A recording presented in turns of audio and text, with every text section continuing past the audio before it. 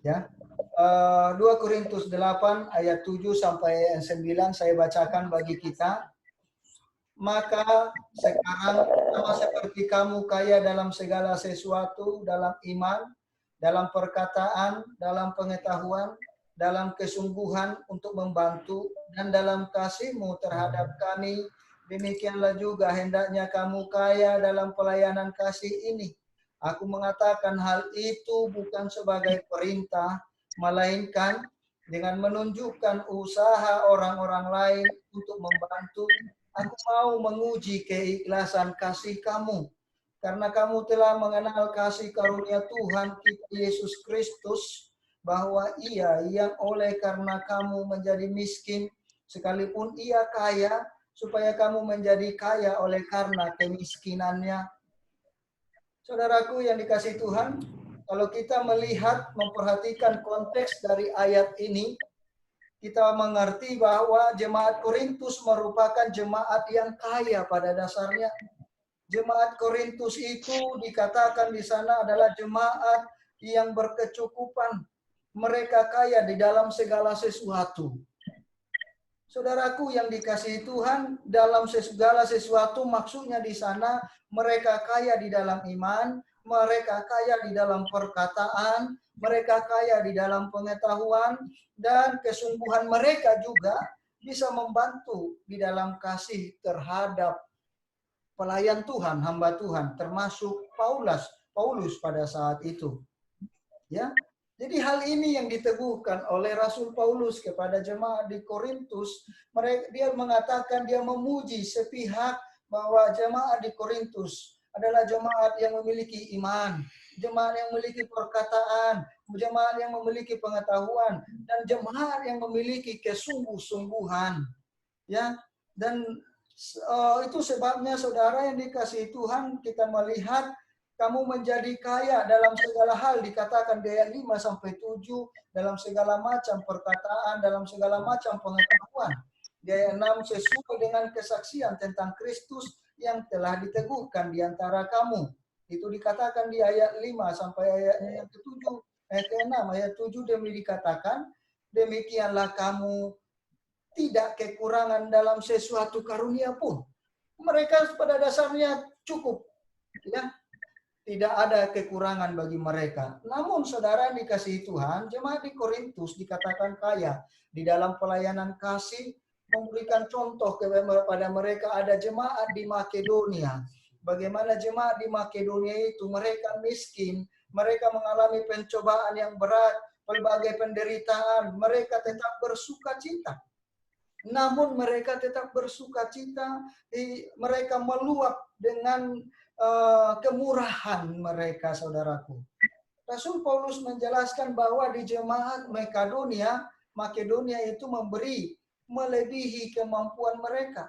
Dengan kerelaan sendiri, jemaat Makedonia malah mendesak Rasul Paulus supaya mereka bisa memberikan sesuatu sebagai bentuk pelayanan untuk membantu saudara-saudara yang ada di jemaat Yerusalem yang digembalakan oleh Rasul Petrus pada saat itu. Mereka memberi melebihi dari apa yang diharapkan.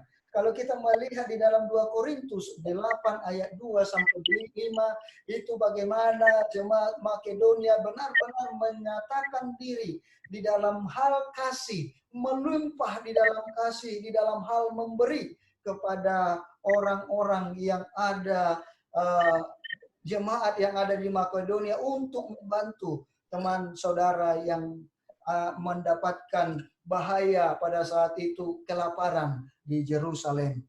Saudaraku dikasih Tuhan, ada 1001 alasan bagi jemaat Makedonia untuk mengasihi diri sendiri.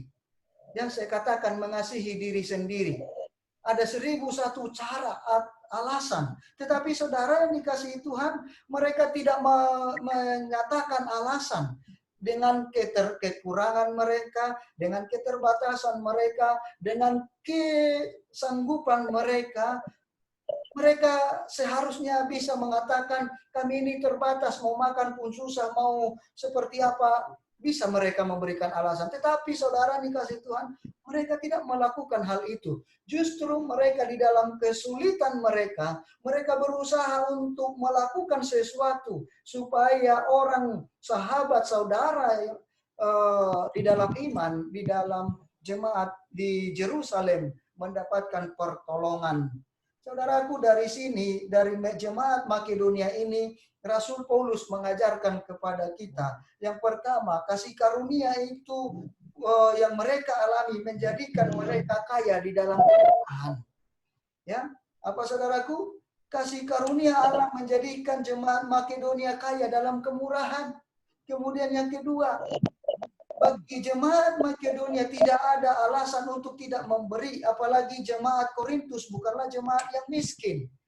Ya, saudaraku yang kasih Tuhan, jemaat Korintus dikatakan berkecukupan di dalam segala hal. Tetapi tidak ada alasan bagi mereka untuk tidak memberi bagi orang yang membutuhkan pertolongan. Ya, bagi yang diterpa masalah, bagi yang mendapatkan pencobaan berat. Tetapi saudaraku yang dikasih Tuhan, hal ini tidak menunjukkan satu responsif dari mereka. Justru apa yang dilakukan jemaat Makedonia itu yang menjadi contoh bagi mereka supaya mereka bisa memberi dengan sukacita. Setelah itu baru mereka memberi kepada jemaat yang ada di Yerusalem. Ya, yang ketiga, saudara yang dikasih Tuhan, kasih karunia Allah membuat jemaat Makedonia sungguh-sungguh dengan kerelaan hatinya. Saya percaya kalau kita hidup di dalam kasih karunia Allah, kita akan memiliki kerelaan hati. Amin. Memiliki kerelaan hati turut mengambil bagian di dalam kasih karunia Allah. Di dalam pelayanan kasih kita akan ambil bagian melampaui apa yang kita dapat lakukan. Bisa dikerjakan sebagaimana yang dilakukan oleh jemaat Makedonia. Ya, saudaraku yang dikasih Tuhan, kita melihat di samping memberikan contoh, jemaat Makedonia di sini hidup di dalam kasih karunia Allah, ya, di dalam pelayanan kasih. Juga Rasul Paulus menjelaskan apa yang sudah Yesus lakukan, yaitu Ia yang kaya rela menjadi miskin supaya kita yang percaya kepadanya menjadi kaya. Jadi saudaraku yang dikasihi Tuhan, Allah yang terlebih dahulu memberikan satu fondasi bagi kita, satu acuan supaya kita memberi di dalam kasih. Ya, Yesus sudah memberikan contoh untuk memberi dengan kasih. Dikatakan Ia yang kaya menjadi miskin, sekalipun Ia kaya, supaya kamu yang menjadi kaya oleh kemiskinannya. Ya, supaya kita ini kaya di hadapan Allah oleh kemiskinan Dia. Dia ambil semuanya. Dia yang menanggungkan semuanya. Yesus dalam segala hal berkarya, tidak mempertahankan kekayaannya. Tetapi Dia mengasihi, Dia memberikan dirinya seluruhnya, sepenuhnya. Ya, jadi saudara dikasih Tuhan, pendek kata, ya, karena kita terbatas di dalam waktu dalam pertemuan ini. Saudara dikasih Tuhan, bagi orang yang mempergunakan kasih karunia Allah, dia akan tidak pernah tidak pernah sungkan untuk memberi. Dia tidak pernah merasa susah untuk memberi. Tetapi saudaraku yang dikasih Tuhan, bagi orang yang memiliki kasih karunia seperti yang Tuhan jelaskan lewat Rasul Paulus di dalam 1 Korintus ini, 1 Korintus 7 ini, menunjukkan kepada kita bahwa hidup di dalam kasih karunia membuat kita mampu untuk all out di dalam Tuhan, memberi yang terbaik bagi Tuhan. Jadi, oleh sebab itu saudaraku yang dikasih Tuhan, bila kita dapat mengasihi saudara-saudara kita di dalam keadaan saat ini, kita menjadi terang dan garam, kita bisa berbuat sesuatu. Saya rindu ada sesuatu yang bisa kita lakukan di dalam hal ini. Ya, walaupun saya sudah memberikan contoh beberapa waktu yang lalu, mungkin ada lu juga yang mungkin terpikirkan untuk mengambil waktu bagian di dalam hal ini bisa kita lakukan bersama untuk menunjukkan kasih kita kepada orang yang saat ini membutuhkan. Amin. Jadi saudaraku, ini firman Tuhan. Ini firman Tuhan bagi kita, agak mendesak. Kita akan tutup, akhiri di dalam doa. Kita tundukkan hati, kita berdoa. Segala pujian syukur bagimu ya Tuhan. Kasih-Mu melimpah dalam hidup kami, itulah yang menguatkan kami. Dengan kasih karunia itu kami dimampukan untuk memberi lebih daripada apa yang kami bisa. Seperti jemaat di Makedonia yang Engkau sudah berikan contoh bagi kami. Bukan karena mereka kaya, bukan karena mereka berkecukupan. Sebenarnya mereka berkekurangan. Ada 1001 alasan bagi mereka untuk mereka tidak bisa memberi kepada jemaat yang ada di Yerusalem. Tetapi oleh kasih karunia yang melimpah di dalam kehidupan mereka, mereka sanggup memberi yang terbaik dari apa yang mereka miliki untuk menopang keadaan saudara-saudara yang dikasihi yang ada di Yerusalem, umat Tuhan yang membutuhkan pertolongan pada saat itu. Oleh sebab itu saat ini waktunya Tuhan, kami di dalam masa yang sulit saat ini.